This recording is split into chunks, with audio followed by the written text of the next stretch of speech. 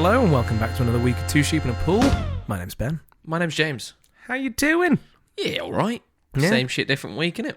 Yeah, and I'm sorry for the hiatus. It's all right. It's on me this time. You've been busy. I have been a busy bee. So what have you been doing then, Ben, instead of recording the podcast? I've been doing, I don't want to go into too much detail, but I've been doing some music-y things. He's a spy. You can't go into too much detail because you're a spy. I've been spying on music-y things. Okay. Is that you just going down to Richer Sounds and just looking in the window? Yeah, just newspaper in front of me, long coat, hat pulled down low, and just seeing what's going on. No, I've been working on a project that may or may not be going somewhere, but it may be, so I've been prioritising that. Yep. So apologies for the delay for the last 3 weeks. Yeah. And so if this music-y thing comes to fruition, Podcast will be over. No. You'll just be mega famous, and then every opportunity you get, you'll be like, also, got a podcast. That's true. Every interview, every... Yeah.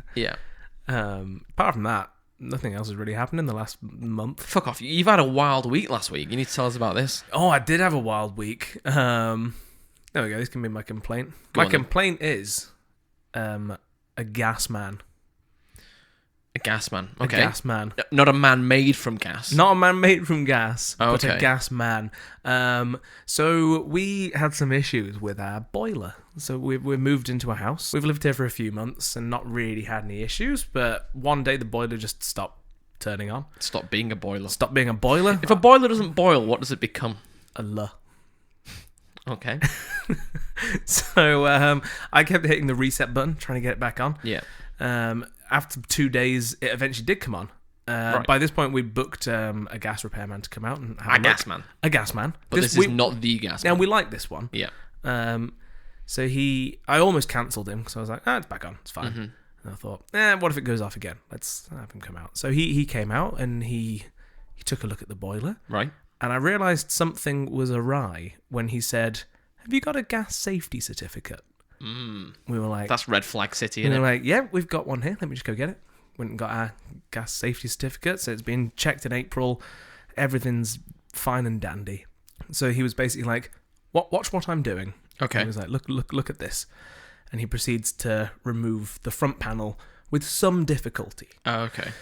And basically he said, that safety certificate you've got there is either forged or it's just a complete lie. Oh, Because shit. he was like, this front panel, the way it's secured down, it has never been taken off. Fucking So he was like, there's no way that this boiler has ever been checked. So that was red flag number 1. That's some shit there. That's some shit. Red flag number 2 came when he actually looked at the problem. He said he slapped a big yellow hazard sticker on the front of the boiler and was like, I'm turning your gas off. Nothing can come into this property. Your boiler's leaking carbon monoxide into your house. And I've got to recommend that you both go to hospital and get checked out. Holy fuck. At which point we were like, oh shit. Okay, this isn't just a simple fix of a boiler. Mm-hmm. So we're basically... I won't go into the details on what we... then did with the boiler, but we got a new boiler. Yep. Understandably, we have heat. That's all good. Mm-hmm. But we're now in the process of, I think we're going to sue in whatever way we can the gas man / company that have tried to kill us inadvertently. Yes. Maybe they're just like forward-thinking assassins. Yeah, maybe. So is that what you've decided then? It's the people who gave the certificate, they're the people liable for this? Yeah, I won't... I don't know whether I can or should go into details in case of anything, but we're suing someone in the line of events to do with house and or gas. Fair enough. Not necessarily the gas man, but probably him. Okay. So that's been fun. Scary to think about, though, isn't it? Like, Well, carbon monoxide is like a silent killer. Yep. Like, it'll kill you in the night. I think it can't... He was saying it can't have been leaking... Either the leak was either small or hadn't been there that long. Hopefully both. Otherwise, we'd be dead. Yeah. So... The saddest thing... Like, not the saddest thing. I would be very sad if you died. But the saddest thing for you would have been if because your Yes. dog sleeps in the A kitchen. dog sleeps in that room. So to just have come home and your dog be unresponsive. Exactly. Oh. So, yeah, normally I wouldn't have gone this far to be like, let's But sue it's a people. dog. It's my dog. But it's my... No, but it's the fact, like, normally I'd be like, oh, okay, let's move on. It was a problem and now... But it's like, oh, no, there's a direct line that we can follow here to... This person would have been responsible if we died. And it's not... If you wouldn't feel like that way if it had a check and it was just a random accident fault. Yeah. And then, okay, that's nobody's fault. But this... It still might be nobody's fault, but it's like you should have checked to see if there was an issue. Yeah, negligence for sure. I mean, he might not have tampered. This goes back to our morality test that we were looking at. He might not have tampered and intentionally put the leak there, but he has signed a certificate saying this has been checked in April and it hasn't. Yeah. And that has led to... Yeah. Well, it's not led to a death, but it could have. It could have. Mm-hmm. I mean, it did lead to a carbon monoxide leak. It did. So, scary, man. Take from that what you will. Gosh.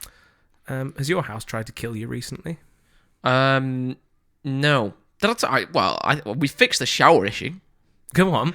I told you that the heating with the shower was like scalding hot, freezing cold. I think your complaint hot. approximately 9 months ago was about your shower. Yeah.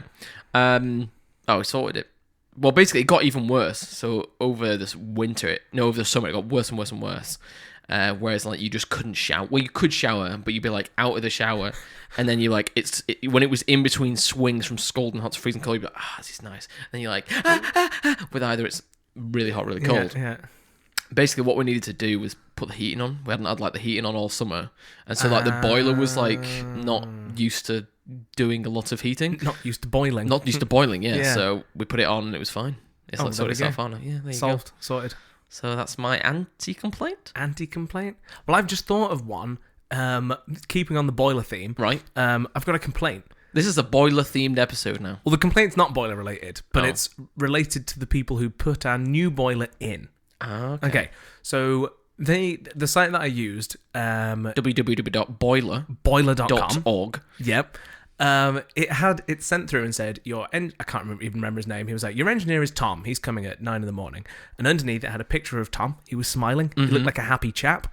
And Ben, you're putting your thumb up right now in was he putting his thumb up in the photo? I might be making that up, but it was to that effect. Okay. And underneath it said, my name's Tom. I like 1 sugar in my coffee and hobnobs. Okay. And I was like, this is a good tactic for repair people.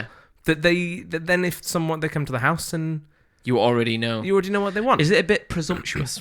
Well, it is, because then I played dumb. I don't know why. I felt uncomfortable being like, I know how you like your coffee. Mm-hmm. I was like, do you want a coffee, mate? Throwback. And then he said, yeah, I'll have a coffee with just 1 sugar, please. Right. So what would you make? Personally, yeah, I would probably make a coffee with milk with 1 sugar. Okay, well, I didn't do that. And I think if you want milk, you'd ask for milk. Right. Because it's not weird to have black coffee, is what I'm saying. No, but I think the default is with milk. I don't think it is, though. Right, well, you're a coffee snob, that's why. But I just think you would request, if you have coffee, I just don't automatically assume milk goes in that. Is that the same for tea then? Would you assume tea is black unless asked for? Well, I don't drink tea, so I can't comment on that. But if you were to make it for someone? Well, I'd normally ask, because I think I've got family members that are particularly fussy. I'd ask for the quantity of whatever they... Maybe this is coming from, my mum can't have milk. Right. So everything for me defaults no milk. Okay. Maybe that's what it is. Because she's scared of milk. She's just really terrified of milk. Mm-hmm, mm-hmm. No, but and then like him and his mate, because I did the same. I was like, oh, what do you want in yours? And he was like, just 1 sugar as well. I was like, cool, 2 black coffees, sugar coming up. No, I was in the other room and I didn't quite hear, but my girlfriend was the other one, and she was like, have you not put milk in here? And they were like, oh, is this black? And then they were kind of like ridiculing me. They were like, you fucking idiot, you didn't put milk in this. And I was like, nobody asked for milk. Rightly so. Nobody asked for milk, and milk they did not get. If you asked someone like, oh, do you want a bowl of cereal? And if they said yes, and you went and got them just a bowl of cereal, that is different. You'd be like, you're an idiot. That is That's different. not different at all. Okay, it comes with milk. If you ordered a coffee From here? not from you here. asked me. You asked me if I wanted a coffee today. I didn't say with milk or sugar. You just made I it for me. know how you like your coffee, though. Well, it says on the website how he likes it. if He you went- says on the website how he And likes it didn't it. say milk. There's no milk listed on there. Coffee comes with milk in it. No, it doesn't. If you ordered it at a coffee shop or a restaurant, not if you ordered a cappuccino, a latte, anything, you would get coffee with milk on the side. It's Right. your choice to put it in. Well, it was their choice, and you fucked it up. Because you didn't even provide that choice. No, I didn't even put milk in afterwards. I just threw scalding coffee in their face and said, fuck off. Boil this, bitch. Is what he said.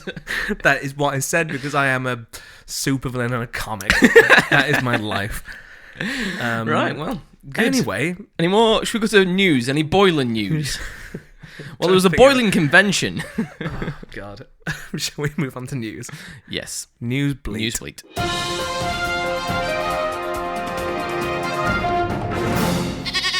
Right. I've got a little bit of news. Just a little bit. Just a little bit. Surely we should have a lot. It's been 2 weeks. Yeah, but I've got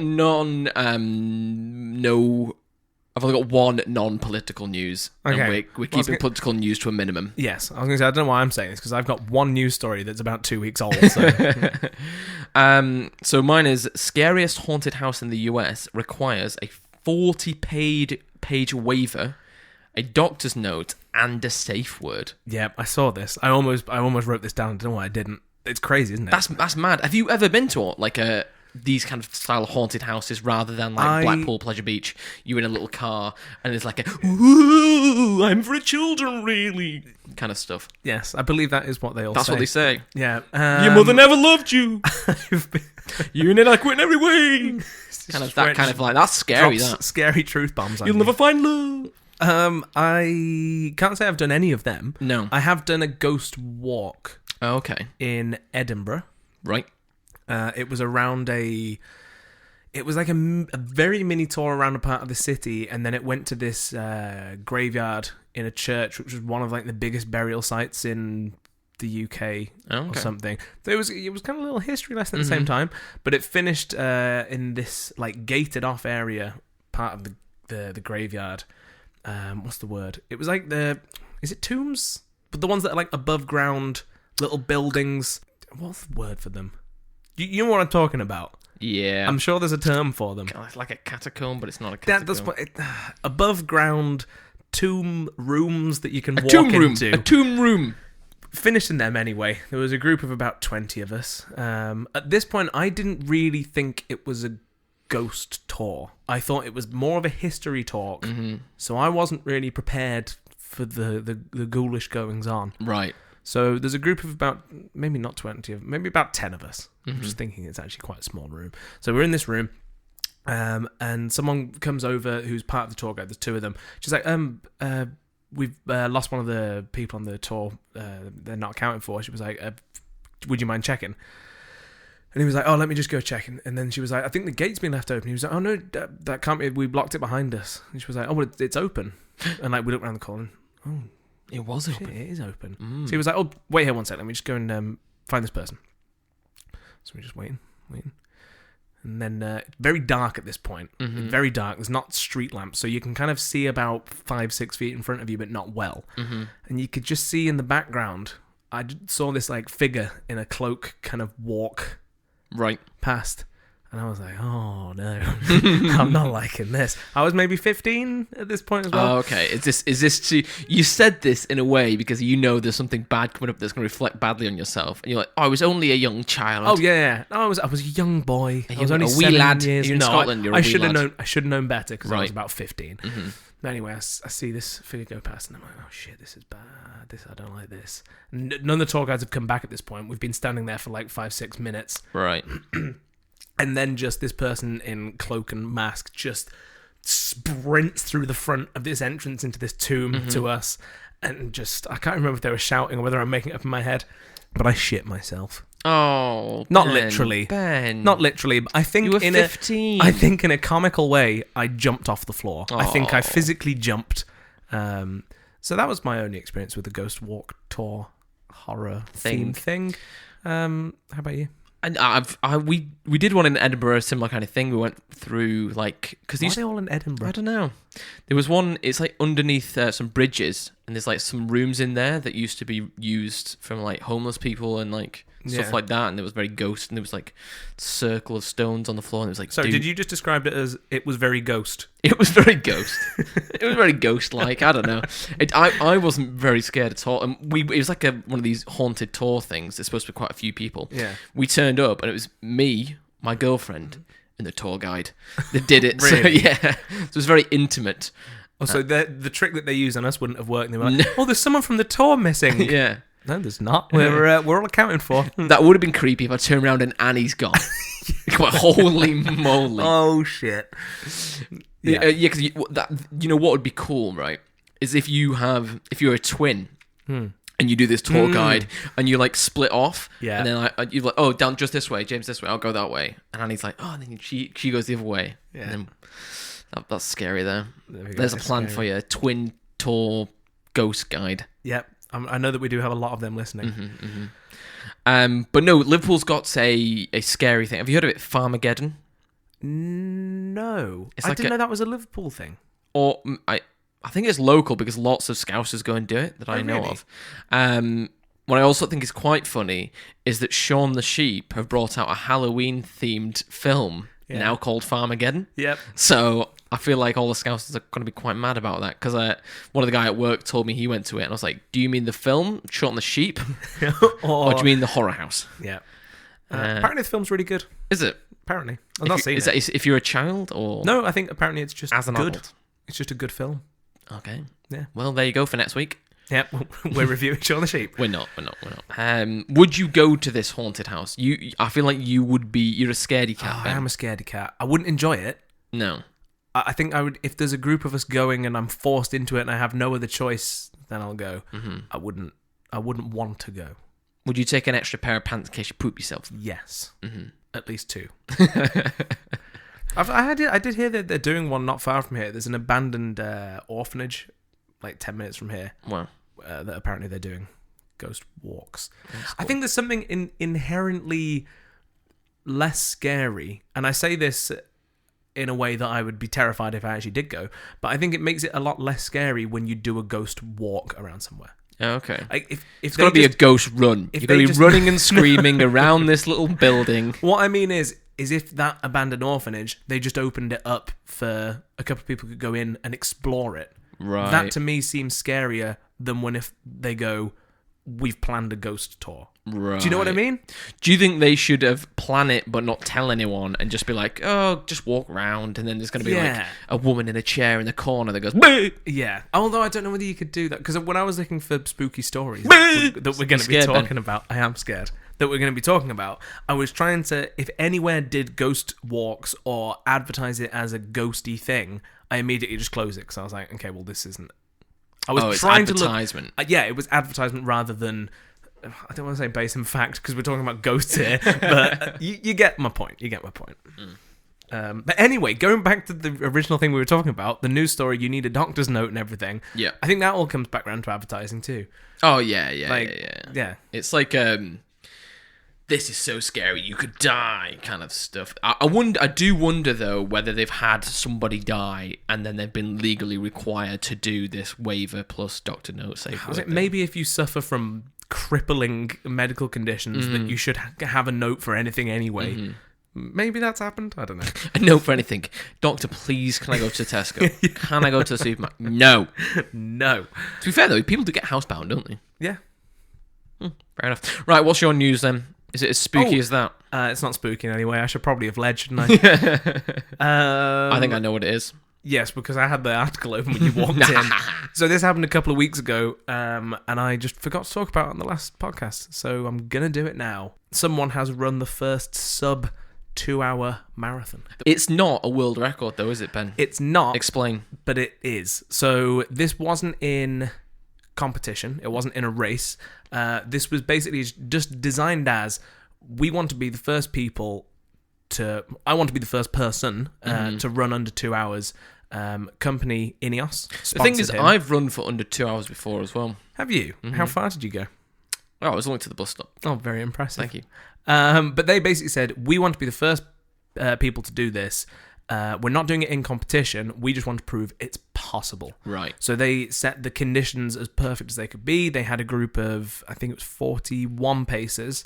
They had a Tesla driving in front of them to map out the perfect aerodynamic position for the pacers to be in. Wow. The course was completely closed off and flat. They waited for the temperature to be right. Flat. I would have gone with downhill. Everything. Well, then you have to come Much quicker. There's no marathon distance straight downhill. Yeah, there is somewhere. Well, somewhere. Maybe if you just drop them off the edge of a mountain. That's the it's quickest. But yeah, so it's not record eligible because it wasn't in competition like that. Right. It was too manufactured. But the thinking is that once people have proved it's possible, a whole load of people in the future now will be able to achieve the same thing, if that makes sense. Is this like the 4-minute mile? Yeah, so once Roger Bannister, I think, broke it, a lot of people after Not that Johnny then Stairs. broke it. Not Johnny Stairs. Fucking hell. Shit jokes. Welcome to our podcast. How I've missed these. But yes, he ran it, and it's mind-boggling, the thought of holding the pace that he did over that distance. It's just crazy. I remember seeing a video of basically a large treadmill with some padding behind it, and it was like, this is the speed that he ran at for 2 hours. People couldn't do it for a minute. Like, I run a bit. I don't claim to be a great runner. You've done a marathon, Ben. Anyway, No, I didn't say you've run a marathon. You've done a marathon. If you, me, anyone listening, I challenge you to run 1 kilometer at this pace. Yeah. I don't think anyone could do it. I think normal treadmills don't go that quick. No, normal treadmills don't. That's outrageous, isn't it? So I got the world record for. Let's just say I don't think most people do it for 400 meters. So over 400 meters, his average pace was 40 seconds. That's outrageous. It's insane, and he did it over a marathon. So the world record for 5K is 12 minutes 37 seconds. His average pace was 14 minutes 10 seconds every 5K. It's insane. That's it. He's a quick man. He's a quick man. But 41 pace setters though. So Yes. That feels a little cheaty. Like in the same way for me that when we spoke about the world's fastest bike ride, and it was basically like pulled along by a car. I think this is very different. Like even in cycling, it's a valid tactic to slipstream people, and that makes the speeds are obviously a lot higher there, and the wind resistance is more of a factor. When he's running, it's obviously a big factor, but not that drastic. So he has set in competition. I think his record's less than 2 minutes over 2 hours anyway. So the margin that he's taken this off by 4 minutes is a lot. It's a lot, but not a crazy amount. What I'm saying is he's like that bike that you're talking about. He was physically towed up to that speed, right, and then sustained it for a bit. Yeah, he's done the whole thing unassisted in quotation marks. He's not been pulled at any point. He's just ran behind some people. Is that not what air resistance is? Is being pulled along? Well, yeah. But what I mean is he's not physically being towed like you're talking about. Air is physical, Ben. Air exists. He wasn't attached to he wasn't the back metaphysically of a truck pulled along and by... just dragged along the floor at speed. He's propelled himself. Yeah, slightly, yeah. No, it's more a better achievement than I could ever achieve. Well, so, I just like to be a naysayer. Yes, you do. No, it's very, very impressive. The speed that he runs at, outrageous. So that's it. That's my news anyway. I just wanted to talk about that because he's a quick insane. Boy. He's a quick boy. Yeah. Let's move on. Have you got any more news? No. Let's move on then.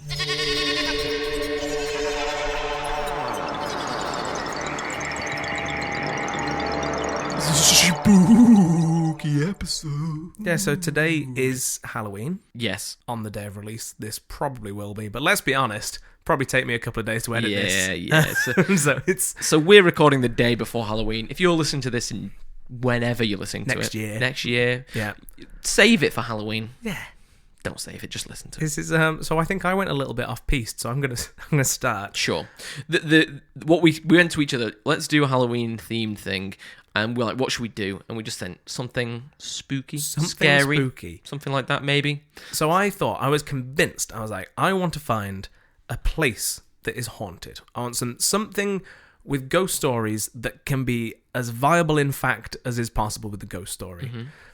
I went too far into the fact, and I've basically just got facts about a place. So have you just dug and dug and dug, and everything's supernatural? You're like, oh, that means nothing. That's because I was like, means if it nothing.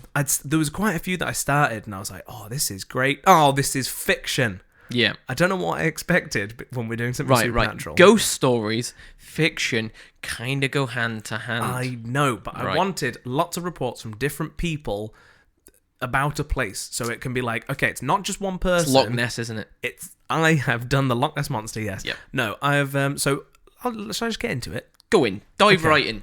Right. So I'm probably going to butcher the pronunciation on this because it's Italian. Okay. But it's spelt Poveglia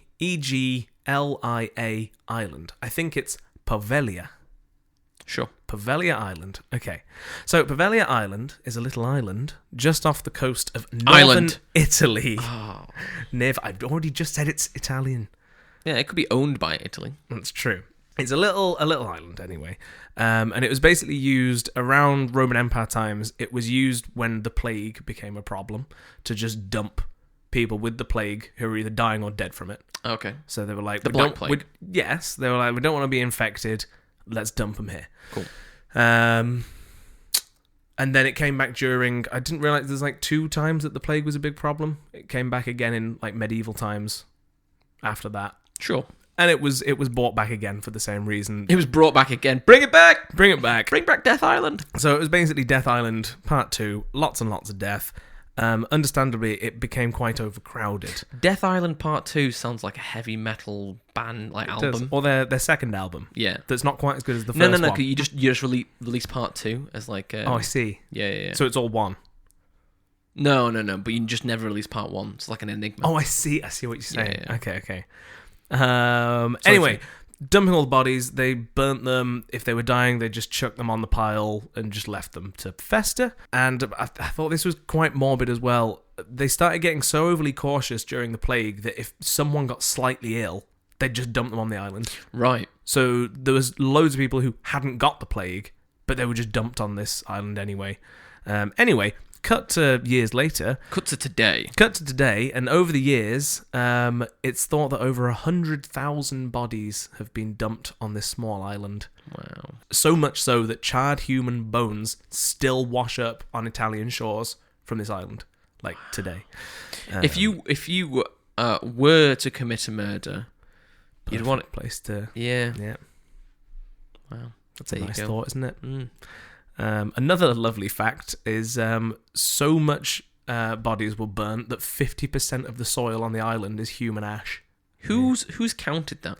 I don't know. How do they work that out? I did want to question some of the validity here. I mean, who am I to question it as wrong? But seems quite high. 50. What does human ash mean?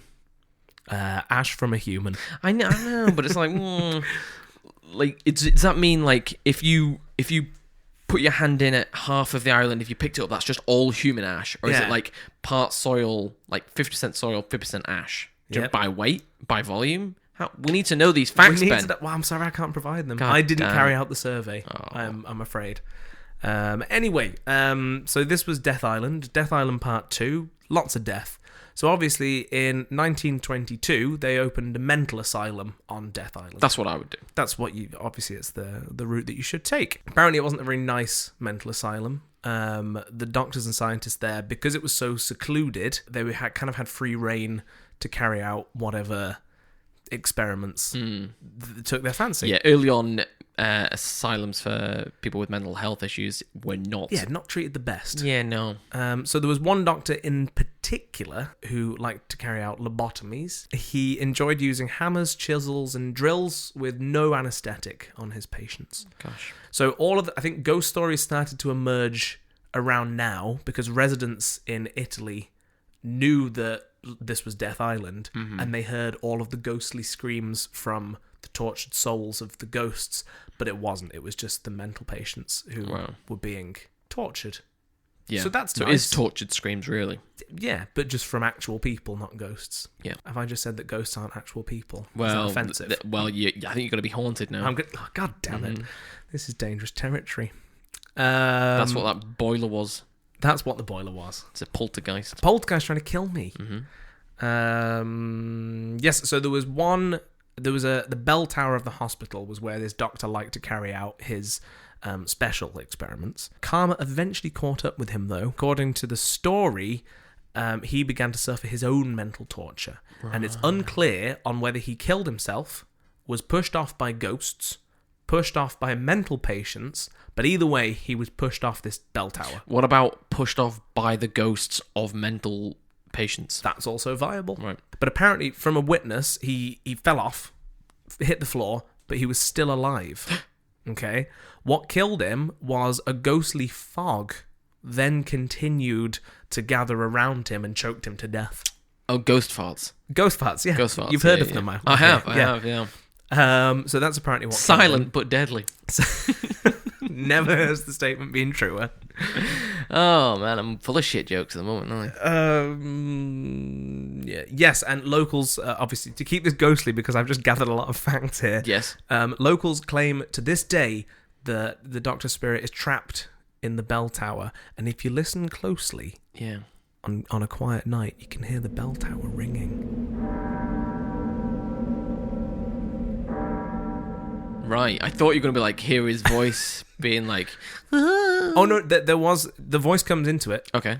I'll probably forget about it, so I'll say now. When some people were visiting recently, they walked into the asylum and a deep voice told them to immediately leave the place, and they ran away. Wow. Was that in Italian? Actually, it was written in English. It didn't say anything about the Italian. Interesting. That is interesting. It was a multilingual ghost. Maybe it was in Italian. Here's a question. Do ghosts know languages, or do they just speak to the soul? Oh, so it's like an auto-translator. Yeah, they just get their meaning across. Yeah, but it's not actually said in sound. It's like put into your brains. No, I think they'd speak in their own language. Okay. That's what I think. All right. Ghost expert Benjamin Button. I am the ghost expert. Somehow, this mental hospital remained open until 1968, which I thought was pretty horrifying, considering it opened in 1922, and we now know these are the experiments that happened, and it was open for that long. 40 years. Into pretty modern times. Yeah. Yep. Yeah. Anyway. I think, to be fair, I think lots of mental asylums went on for a very long time, later than we would... socially acceptable now, possibly. Yeah, I mean, even through like 60s and 70s, and I mean, even up until recently, I wouldn't say that. I think a lot of mental health problems have been misunderstood. Yeah, should we to say lightly? Anyway, the hospital on Pavelia was finally closed in 1968, and the island was sold to a private owner.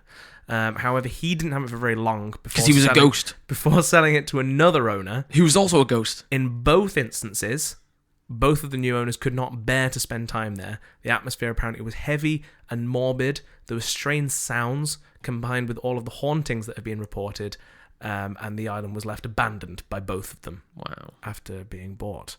So after an even later date, then a family decided to purchase the island again, and they tried to. They were going to build a private holiday home there. They arrived, they got settled, and on the first day, they were excited to begin their new adventure. The first night was apparently filled with such horrors that within hours the family fled, never to return. The straw that broke the camel's back, so to speak, was apparently their daughter's face was nearly ripped off by an invisible entity. I couldn't find any eyewitness reports as to what this means, because did they see a hand? Did skin leave the face? I want to know how. What's nearly ripped off mean? Like, if I saw you getting attacked by the poltergeist in my house now, I don't know how I'd know that your face was being ripped off unless I actually saw your face partially ripped off. Yeah. Are we talking like nearly as in nearly headless Nick and he's got like a little bit of skin just holding it on? Yeah. Or is it like she felt like a bit of a suck on her face? I reckon a bit of a suck on the face because it doesn't say the head was like severed. No. Just the face, which suggests... What, skin from the neck up? Was it the ghost of a vacuum cleaner? It could have been. Have you seen, do you know Nunu from Teletubbies? Naughty Nunu. Naughty Nunu. Yeah. That was the ghost, was it? I think we've just got to the bottom of it. That yes, there Naughty Nunu is the ghost in this story. But to be fair, being haunted by the Teletubbies would be horrific. I can't help but feel that you're ridiculing my story, James, even though it is grounded in such... fact. What say you on this matter? I would never do such a thing to you, Ben. I think I find it very surprising that they didn't go and visit said island before buying said island. Well, maybe the other thing. Right, I'll get to this in a second. I don't understand why you would. The island must have been very, very cheap, because why would you want to own an island that must stink of just decay? If 50% of the soil, it's ashes though. Ashes don't smell. I know, but over 100,000 bodies were dumped into this island. I just don't know why you'd even. To me, just lost cause. Just leave it. Let it go. It's like a haunted island. Would you buy a haunted house, like a house that was said to be haunted? Well, we've spoke about this, haven't we? Would you buy that island? If that island was £1, would you buy it? Yeah, just to say you got it. Wouldn't have to ever go. Yeah. Just own an island. Yeah. Doesn't matter what. Don't ask me. But okay, I'm nearing the end here. So it has come up for sale again, the island, but the deals have continued to fall through, and it stands unowned at this point anyway. How could it be unowned? It's owned by someone. Well, it must be owned by the Italian mafia. Ghost mafia. So anyway, for the last, I don't know when that deal fell through last, but it's been forbidden that you can go there now. It's illegal to go to the island. Oh, so people do it all the time. Yeah, of course. Yes. So you should never people surely go. Yeah, there's been slews of hundreds of reports from people who have got sensations of being watched when they're on the island, people being scratched, pushed by invisible forces. Some entities have even been said to push visitors into walls and chase them down corridors. Wow. I'd really like to go to somewhere that's like claims to be unbelievably haunted. Yeah. Because I feel like I'm so skeptical of it that I'd be immune to the idea of it. Have you ever watched? There's a YouTube channel called it's now a spin-off of BuzzFeed, but it started there, BuzzFeed Unsolved. Right. So there's a duo, probably quite similar to us if we were put in the scenario. There's a complete skeptic, cynic, doesn't believe in any of it. And a big scaredy boy. At all. And a big scaredy boy who, more so than me, avidly believes in ghosts. So they will go to places that are meant to be known as super haunted. Wait, this is just the story of X-Files? Well, anyway, they take cameras, they go to these haunted locations, and they try and provoke things that are there to get some evidence. Mm-hmm. There's now been, I think, 5 seasons. They've not caught anything. What a surprise. What a surprise, I know. How can you have 5 seasons of not recording anything? Just talking drivel? How can you have 53 episodes of people just talking nonsense? Wait a second. It is beyond me, James. But anyway, that's a very similar premise. I think you would enjoy that. Would you use a Ouija board? A Luigi board, you might say. See, this is where I contradict myself, where I'm like, I don't believe in any of this, but I'd feel super uncomfortable doing it. So yes, I would. Okay. Because it's fake. It's obviously fake. But I'm the type of person that gets so in my head about it that I'd be scared shitless the night that we'd done a Ouija board. And then I'll die in my sleep from a ghost that will have killed me. Yeah. Yeah. So the only slightly compelling thing that I found... this has been totally compelling so far. All of this has been compelling, but the most compelling bit of evidence... Right. Which I'm still skeptical about because it could very easily have been fabricated. There was a journalist, I was reading their article on the night that they went and spent there. I think there was them and the person that took them there on a boat, went round and spent the whole night on the island. So they got there as... One whole night? Unbelievable. I know. How can anybody spend a night anywhere? So they spent the night there. They said that they felt paranoid and uncomfortable the whole night, but this was elevated by the fact that the island did stink of decay, which is where I kind of then thought, why would anyone want that? Anyway, so upon arrival, they were taking photos of everything that they saw, and they went to this, not a lobby area, but a big room at the beginning, and there was a big metal hospital sign that was left there. It was propped up on the right side. It had his name on it. It didn't have his name on it. It just hospital sign. They completed the whole of the tour. They got back to the beginning at the end, and they photographed rooms again, left. And when they were going through all of the edits, they realised that the sign had moved from the extreme right of the room to the extreme left of the room. Oh my god. But they'd not been anywhere near and all the letters were flipped the other way around. And it said, I am a ghost. And wow. Have you seen these pictures, Ben? I have seen the pictures. I have not got them saved, though. Did they convince you? They didn't convince me, no. I mean, yes, I forgot that I'm meant to be believing my story, but yes, they did convince me. Mm-hmm. Yes. Amazing. Wow. I would be curious for us to go to a haunted location, like you said, though. Because I think that you'd just be so unfussed about it. Yeah. And I'd cry myself to sleep. Yeah, probably.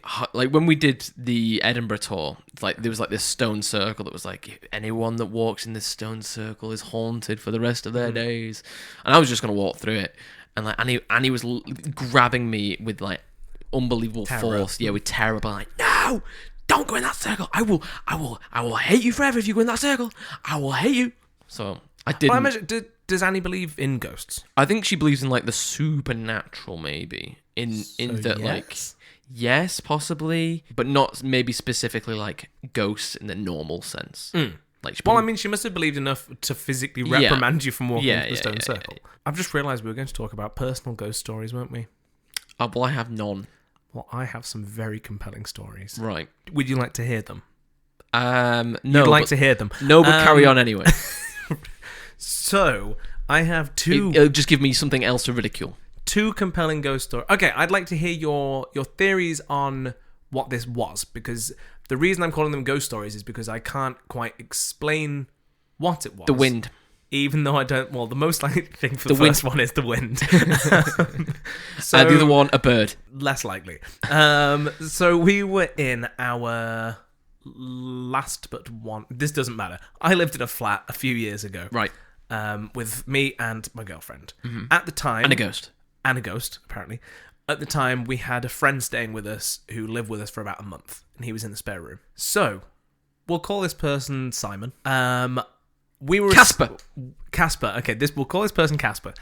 So, me and my girlfriend were asleep in our room, and we had the same routine the whole time through living there. I'm a bit funny about having doors open while I sleep. I like them being closed. Right. I just like them being Keep closed. the ghosts out. Keep the ghosts out, because famously they can't walk through doors. Yep. Yeah. Although you keep the vampires out that way because you have to invite them in, but if the door's open... Oh, is that a thing? I've no idea. I think the idea is that vampires, you have to invite them into your home. Factually speaking. Factually, yeah. So we were asleep in bed. It was early in the morning, around 7 a.m. when I am awoken, and also she is awoken by... So imagine the door is closed, and if you were to grab the handle and just shake the door violently, very loudly, as if you were trying to like scare someone. Yeah. So we wake up and we're like, what the fuck's going on? Because this is really loud, and we realise, oh, the door's literally being like slammed against its frame. I assume it's Casper, our friend that's staying with us. I don't know why he would be trying to wake us up. I was just like, what the fuck's he doing? So I got out of bed, kind of sneak over, and then just slam the door open because I'm about to like kick him in the balls or something. To just be like, let's go back to sleep. And there's no one there.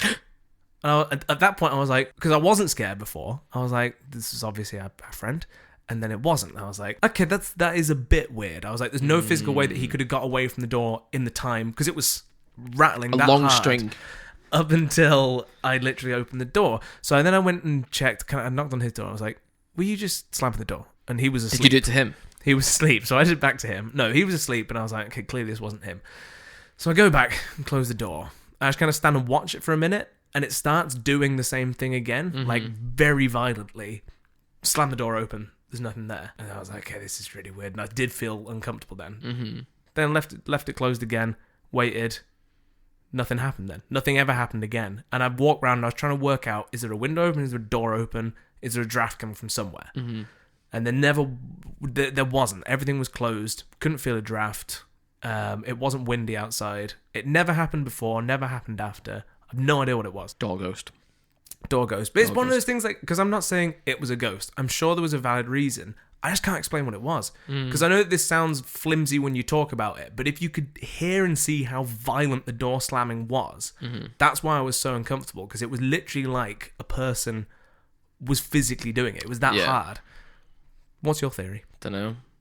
Maybe the building was moving in a way from the wind. I don't know. To be fair, that was a creaky little flat in the end when it was like windy and stuff like that. Not that flat. Okay. It wasn't that flat. Okay. So we were floor level basically on that one. Right. Okay. That flat, we heard noises all the time. That was just the building moving. This was an isolated, not the room, not the floor. It was that door. That's why it was so weird. It was a very isolated thing. I don't know, Ben. No. Ghosts. I mean, Ghosts. if anyone It's has the any only theories, explanation. let me know.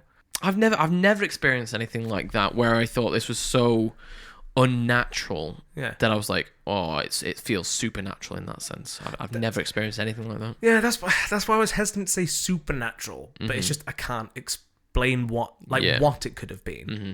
Yeah, Mini earthquake mini earthquake under the door frame. under the door. Yeah, Your farts. my farts. Ghost farts. Right. Yeah. I don't really have any personal ghost stories, I'm afraid. Well, give us a non-personal ghost story then. So there's this ghost that was named Casper the Friendly Ghost.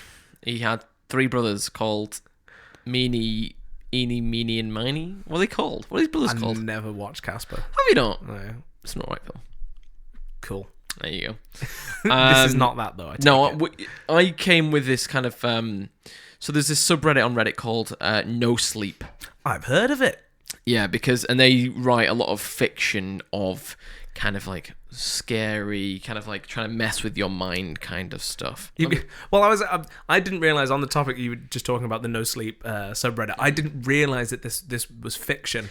I came across one article that I almost presented as my ghost story, Right. Because I found it was a mountain rescue worker. Mm-hmm. And he was basically like, I'm a mountain rescue worker. Here's some of the weird experiences I've had on the job. Right. And he started off with not anything supernatural, just some kind of grisly things that he came across. And I was like, oh, these are really good. Mm-hmm. And then it got to part 2, part 3. And then a couple of supernatural things were worked in.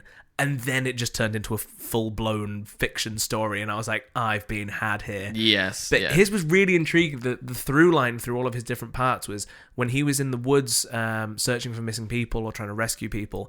The first time, he came across a staircase that was in the middle of the woods. Oh, okay. No house, no doors, a staircase. And that was just dropped in as just a weird thing as the first one. And progressively he came across more and more. And then it was like, oh no, these staircases are supernatural. And then he lost me. Right. But that's the kind of thing, isn't it? The no sleep, psychological mess with your mind. Mm-hmm, yeah. And this one, I don't know whether I want to read this one. Would you like me to read you a story then, or I would love to hear the story. Okay. So I read through like 3 or 4 of them today, and I don't know which one to read. Let me think. Read me your favourite. I don't know how scary it is. I'll read you this. I'm easily scared. If that helps. These aren't like, they're not like boo scary. Yeah. Right. This is just a short one, and we'll go with this one. Go on. This is the most top voted all-time no sleep story. Most tippy top, best of the best. Best of the best, as voted by here. So, and then we'll see what you think. Okay. The poster read, "Happiness sold in glass jars. Call today." And underneath the text was a phone number. I was walking home from a long, exhausting day of work when I caught a glimpse of the paper stapled to an old telephone pole. I took a picture of it thinking it was amusing. I was going to show my wife once I got to our apartment, but I was caught up with chores and forgot about it. Dinners, dishes, laundry, packing a snack for our daughter, putting her to bed, then putting her toys away that she left out in the living room every night. It was exactly the same routine. The next day I awoke sleeping back to back with my wife. I always had to get up earlier than she did for her job, so I quietly got ready for the day and headed out of the door. At work, I was updating the company's latest expense report. Most days were similar to this one. They were basically paying me to stare at a computer for 9 hours a day and input a couple of numbers in a spreadsheet.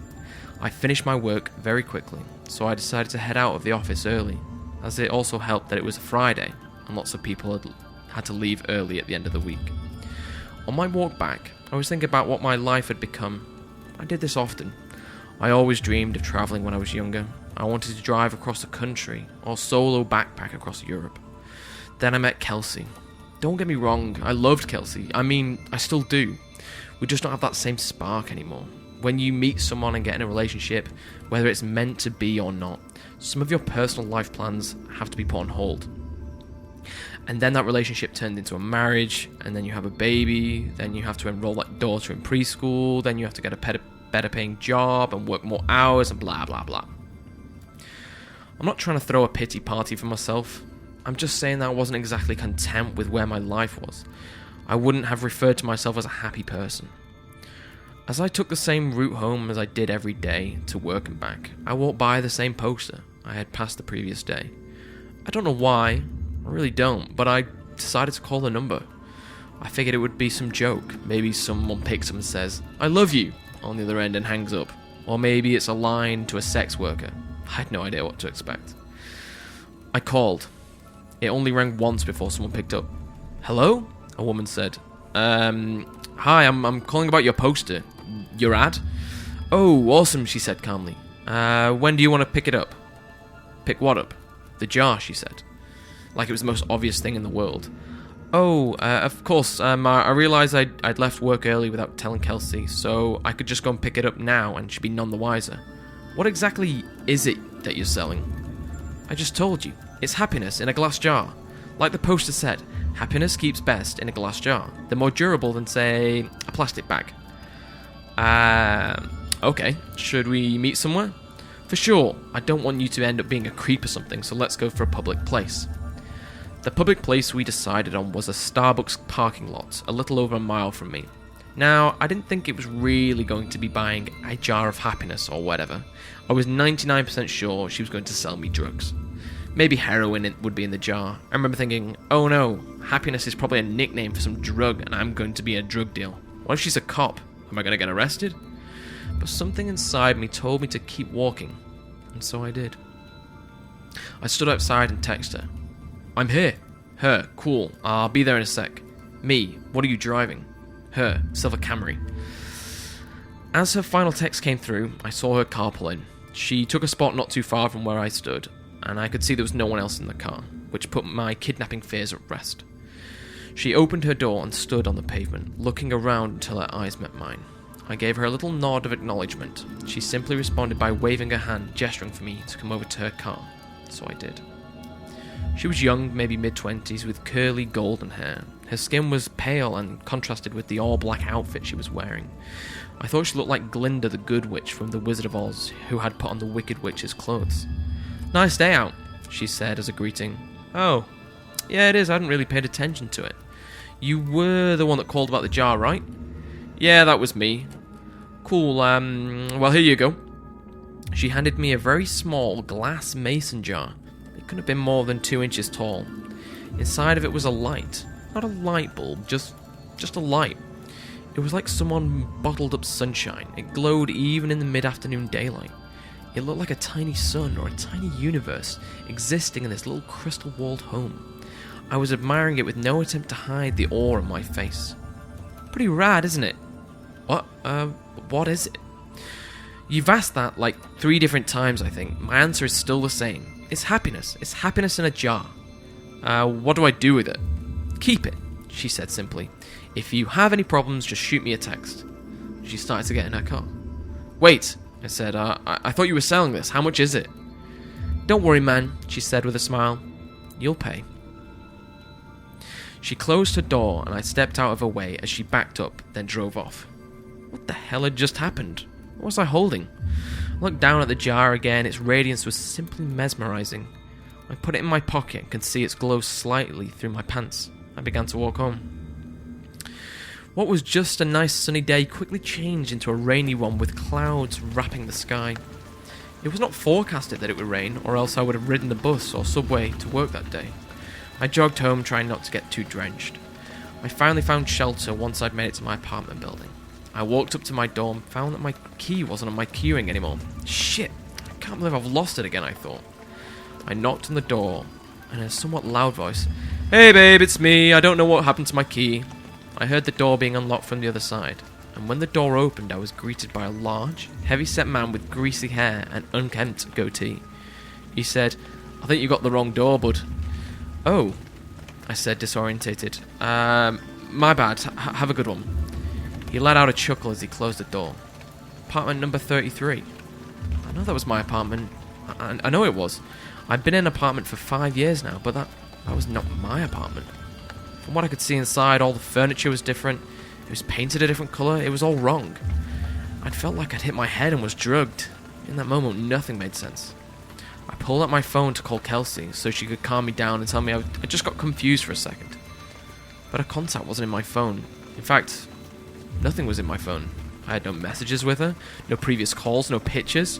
It was like my phone reset to factory settings. that girl somehow switched my phone out while I wasn't looking? I would have just dialed Kelsey's number manually, but I couldn't quite remember it. I had known by heart before, but not anymore.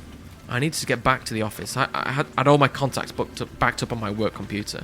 Since it was still raining, I hopped on the bus, which had a stop right out in front of the apartment complex. I rode downtown towards my office, the whole time staring at my wet shoes, wondering what the hell was going on.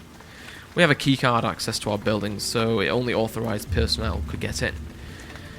I always keep my access card in my wallet, always. But, surprise, surprise, it wasn't there. I buzzed into the speaker we had for guests with appointments or employees as a backup just in case anyone lost or forgot their card. Hey, this is Tim. I must have lost my card. My employee number is... I stopped. I drew a blank. Voice came through the speaker. Tim? You got cut out. What's your employee number? I can't remember. That's fine. Just tell me your full name and department. Finance. I'm in finance. My full name's Tim Brooks. One sec.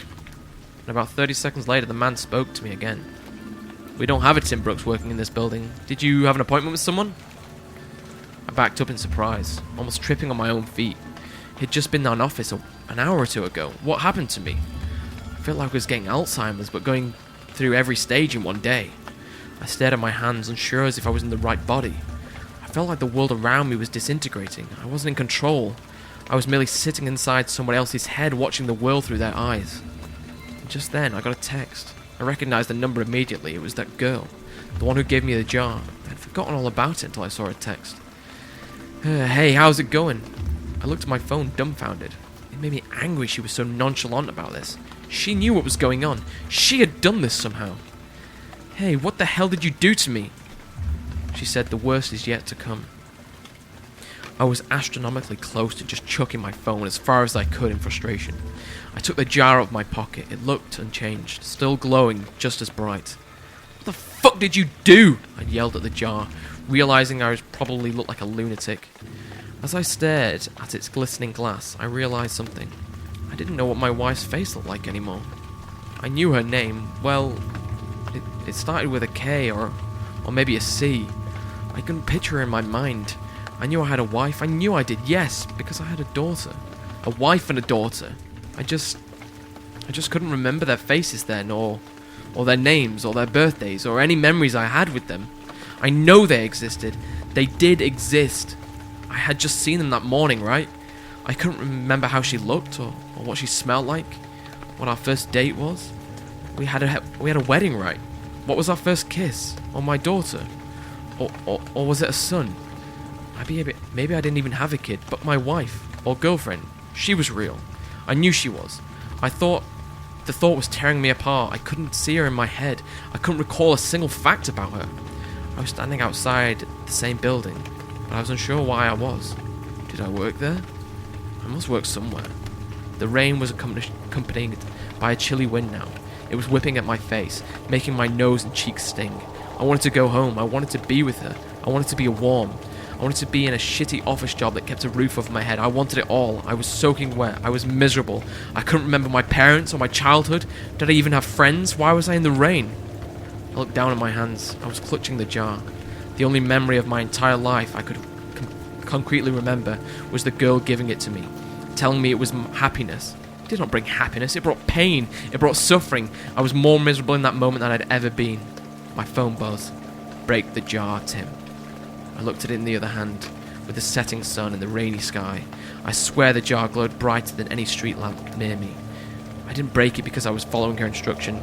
I broke it because I was angry. I broke it because I was upset. I needed a release. I raised my arm above my head and brought it down with one shift motion, shattering the jar on the concrete beneath my feet. That dark, chilly air, accompanying the rain, spread away like it was the shock wave of a bomb going off, and I was the epicenter. I saw the warm yellow light from inside the jar spread rapidly across the ground and ascend into the sky. It was as if I was watching the beginnings of the universe be created, like God had just snapped his fingers and said, "Let there be light." I was engulfed in it. I could no longer see streets or rain or anything dark. I felt like I was plummeting into a star, going faster than the speed of light. It felt like it was sitting in front of a fire on a cold winter's night, but the warmth was covering every inch of my body. And then I blinked. Immediately, I could see the sheets beneath me, and my back barely touching my wife's. I was staring out the window. The morning light drenched through the glass and gleamed on my face. I stood from bed and grabbed my phone. It was Friday morning. I had one text. Let me know if you ever need another jar. I called sick to work, and I snuck into my daughter's room and greeted her with a kiss and told her she didn't have to go to preschool today. We were going to have a family day. She smiled and stretched her arms with a yawn before curling up and falling back to sleep. I got back in bed, squeezed my wife tightly. I didn't let go for hours. Our daughter came into our room and woke up eventually. She was jumping on the bed and shouting for us to wake up. Yesterday, I might have found that annoying. Yesterday, I might have found a lot of things annoying, or monotonous, or dull. But not today. Today, I pulled her under the covers and in between me and Kelsey. Today was going to be a good day. Today, I was happy. Well, there we go. Don't know if it's spooky, is it? Not That's the problem. spooky, but it's made me think that happiness is right in front of my eyes. Yeah. That'd be fucking scary. That'd be scary. The middle bit. Just bit. losing your mind would be petrifying. Spooky than any ghost. Yeah, I don't know what to say about that. No, it was good. It was a good story. Welcome to James's audiobooks. I'm not sure how spooky it was, but there's an audio story from James. That's Halloween. Another year. Another spook. I fucking remember last year I just complained about Halloween and said it was shit, didn't I? Yeah, you did. Yeah, it's still shit. I'm quite looking forward to... well, I'm not. I am and I'm not. This is the first time that we'll be owning a house in Halloween and possibly having trick-or-treaters. And part of me is like, if you get any little kids come to the door and it's like, oh, that's sweet. But then I'm thinking you're probably more going to get like shitty teenagers egging your house. Is it not Mizzy night tonight? It is. Would you like to explain what Mizzy night is? Mizzy night is like mischief night. Yeah. So parents go and let their kids be cunts. I was going to say it's an excuse for teenagers to smash in car windows. Yeah, basically. I am a little nervous about that because it's not like a random event. Like it's quite a big thing in the city that a lot of people cause. Very strange. Very strange. Yeah. Right. Anyway. Yeah. Thank you for listening. If I didn't send you to sleep with my story, thanks for getting this far. I think good story. Good story. If you find us in all the usual places, Facebook. The internet. If you look on the internet, we'll be there. Search the interwebs. Yeah. Yellow Pages. No, we're not in the Yellow Pages. If you'd like to email in, we're bar@twosheepinapool. Bar like a sheep. Send us in your ghost stories if you've got a ghost story. Try and convince me that they're real. If not, thanks for listening. I've been James. I've been Ben. Thanks. See you next time. Bye.